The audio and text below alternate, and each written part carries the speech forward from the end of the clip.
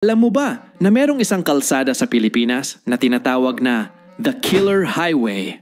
At hindi lang yan, sinasabing ito rin ang pinakamalapad na kalsada sa buong Southeast Asia.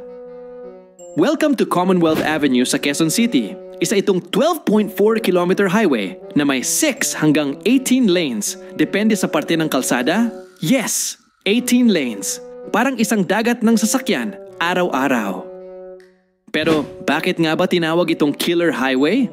Dati, sobrang daming aksidente rito, lalo na sa mga pedestrian at motorcycle riders. Kaya gumawa ng aksyon ng MMDA. Naglagay ng speed limit na 60 km per hour at nilagyan ng exclusive lanes para sa bike, motorsiklo at public transport. Kahit malapad, delikado pa rin dahil sa dami ng sasakyan, minsan hindi sapat ang lapad para sa kaligtasan. Pero aminin mo, impressive pa rin to.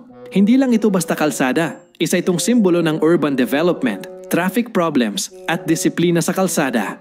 Kaya kung dadaan ka sa Commonwealth, ingat palagi. Ikaw ka, Joe Fax? Nakadaan ka na ba dito?